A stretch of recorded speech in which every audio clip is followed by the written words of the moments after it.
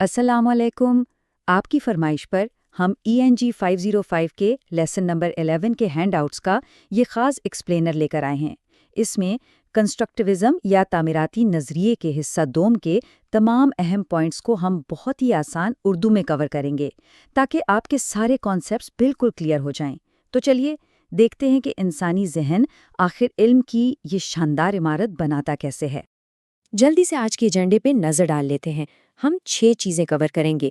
पहले तामीराती नज़रिए का तारुफ, फिर प्याजे का इल्मी नज़रिया, इसके बाद मुताबिकत और अदम तवाज़न, फिर हम ब्रूनर और उसकी स्कैफोल्डिंग टेक्निक को देखेंगे, दरियाफ्ती ताज़ीम के मराहिल और आखिर में तदरीस और सीखने का ताल्लुक। सब कुछ इसी एक सेशन में। तो बिना किसी देरी के शुरू करते हैं हिस्सा अव्वल से, तामीराती नज़रिए का तारुफ। अच्छा, तो सबसे पहले ये कंस्ट्रक्टिविज़म यानी तामीराती नज़रिया है क्या? सादा लफ्ज़ों में समझें तो इल्म कोई ऐसी चीज़ नहीं है जो बस उस्ताद ने बोली और तालिब इल्म के दिमाग में कॉपी पेस्ट हो गई। नहीं, बल्कि सीखने वाला खुद अपने तजुर्बात से इस इल्म को कंस्ट्रक्ट करता है, यानी तामीर करता है। हमारा दिमाग ना कोई खाली बर्तन नहीं है जिसे बस मालूमात से भर दिया जाए, बल्कि ये एक बहुत ही एक्टिव किस्म की फैक्ट्री है जो हर नई चीज़ को पुराने तजुर्बात के सांचों में ढालकर समझने की कोशिश करती है। इसी बात पर जीन पियाजे का 1970 का एक बहुत ही ज़बरदस्त कॉल याद आता है। उन्होंने कहा था कि हकीकत कोई बनी बनाई चीज़ नहीं है जो हमें बस यूं ही मिल जाए, बल्कि ये तो एक मुसलसल तामीर का अमल है। ज़रा सोचिए, पियाजे के मुताबिक इंसानी जहन कोई रट्टा लगाने वाली मशीन नहीं है, बल्कि ये तो एक ऐसा ज़बरदस्त मेमार है जो हर वक्त हर लम्हे नए ख्यालात की इमारतें खड़ी कर रहा होता है। कमाल की बात है ना? चलें, अब आगे बढ़ते हैं हिस्सा दोम की तरफ, पियाजे का इल्मी नज़रिया। अब सवाल ये पैदा होता है कि पियाजे के नज़दीक असल ज़हानत क्या है। उनका बड़ा सीधा सा मानना था कि ज़हानत का सारा दारोमदार आपकी रीजनिंग और लॉजिक पर है, यानी इस्तदलाल और मंतिक। पियाजे कहते हैं कि हमारी ज़हनी नशोनुमा और इल्म हासिल करने का जो पूरा प्रोसेस है ना, वो इसी लॉजिक की बुनियाद पर स्टेप बाय स्टेप आगे बढ़ता है। यही हमारी सोच की असल बुनियाद है। और अब बारी है हमारे तीसरे हिस्से की, मुताबिकत यानी अडेप्टेशन और अदम तवाज़न यानी डिसइक्विलिब्रियम।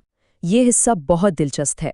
देखें, जब हम कुछ सीखते हैं तो हमारे दिमाग में दो बड़े मज़े के प्रोसेस चल रहे होते हैं। एक है असिमिलेशन और दूसरा अकोमोडेशन। ज़रा तसव्वुर करें, आप क्लास में हैं और कुछ नया सीख रहे हैं। अगर तो वो नई बात आपकी पुरानी समझ यानी आपके मौजूदा स्कीमा में फिट हो जाती है तो उसे कहते हैं असिमिलेशन। लेकिन अगर बात बिल्कुल ही नई और बाउंसर हो, जो पुराने खाके में फिट ही ना हो रही हो, तब क्या होगा? तब आपको अपनी सोच का खाका बदलना पड़ता है, और इस सोच बदलने के अमल को हम अकोमोडेशन कहते हैं। समझ रहे ना? तो जब हमारा दिमाग कामयाबी के साथ इन दोनों चीज़ों यानी एसिमिलेशन और अकोमोडेशन के बीच एक परफेक्ट बैलेंस बना लेता है ना, तो उस स्टेट को इक्विलिब्रियम या तवाज़ुन कहते हैं। ये वो सुकून वाला लम्हा होता है जब आप कहते हैं, अब मुझे बात पूरी तरह समझ आ गई है। दिमाग बिल्कुल रिलैक्स हो जाता है। लेकिन ठहरें, दिमाग हमेशा इस सुकून की हालत में नहीं रहता, और सच पूछे तो रहना भी नहीं चाहिए, क्योंकि ये जो डिसइक्विलिब्रियम या अदम तवाज़ुन है ना, दरअसल यही हमें कुछ नया सीखने पर मजबूर करता है। पियाजे ने इसके 4 अहम अनासिर बताए हैं। पहला, हमारे जज्बात जो हमें मोटिवेट करते हैं। दूसरा, हमारे तजुर्बात जो हमें नई चीज़ों से टकराते हैं। तीसरा है कुदरती पुख्तगी, यानी जैसे जैसे हमारे दिमाग की फिजिकल ग्रोथ होती है, हमारी सोच का कैनवस भी बड़ा होता है। और चौथा, सोशल इंटरैक्शन। जब हम लोगों से, असातिज़ा से, दोस्तों से मिलते हैं तो उनका फीडबैक हमारे पुराने ख्यालात को हिलाकर रख देता है और हम नया सीखने पर मजबूर हो जाते हैं। अच्छा जी, अब हम आते हैं अपने चौथे हिस्से पर, ब्रूनर और स्कैफोल्डिंग। जेरोम ब्रूनर की थ्योरी का सबसे ज़बरदस्त हिस्सा ये स्कैफोल्डिंग का कॉन्सेप्ट है। अब ये स्कैफोल्डिंग क्या भला है? देखें, जब कोई नई इमारत बन रही होती है तो मजदूर उसके इर्द गिर्द बांसों का एक आर्जी ढांचा बनाते हैं ना, सपोर्ट के लिए। बस बिल्कुल यही स्कैफोल्डिंग है।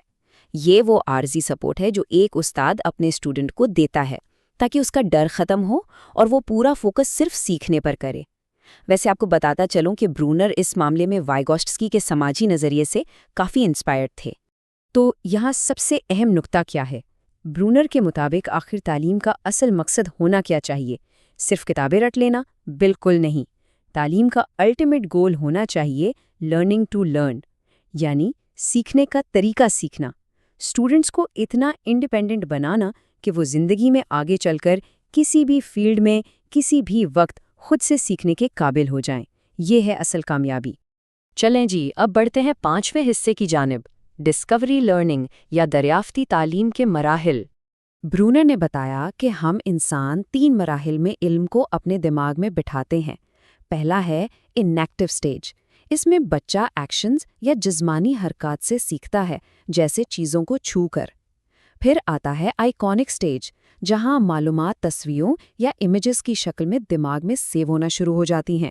اور سب سے آخر میں آتا ہے سمبولک سٹیج، جہاں ہم الفاظ، زبان اور علامتوں کا استعمال شروع کر دیتے ہیں۔ ذرا غور کریں، ہمارا سیکھنے کا سفر کیسے جسمانی حرکات سے شروع ہو کر ایک انتہائی پیچیدہ لسانی مرحلے تک جا پہنچتا ہے۔ اور یہ رہا ہمارا آخری حصہ، تدریس اور سیکھنے کا آپس میں تعلق۔ تو برونر کے مطابق ایک استاد کو کلاس میں کیسا ہونا چاہیے؟ اسے چاہیے کہ وہ اسٹوڈنٹس کو بس بٹھا کر لیکچر نہ دے، بلکہ انہیں کچھ نیا کھوجنے کی، ایک چھلانگ لگانے کی ترغیب دے، انہیں نئے امکانات کی دنیا دکھائے۔ برونر سپائرل کریکولم کی بات کرتے ہیں، مطلب بیسک کانسیپٹس کو بار بار پڑھائیں، لیکن ہر بار ذرا زیادہ گہرائی اور تفصیل کے ساتھ۔ اسٹوڈنٹ کو کلاس میں خاموش بیٹھنے والا ریسیور نہیں، بلکہ ایک ایکٹیو ڈسکورر ہونا چاہیے، جو خود سوالات اٹھائے اور چیزیں دریافت کرے۔ تو دوستوں، اس ایکسپلینر کے اختتام پر میں آپ کو ایک بہت ہی مزے کے سوال کے ساتھ چھوڑے جا رہا ہوں۔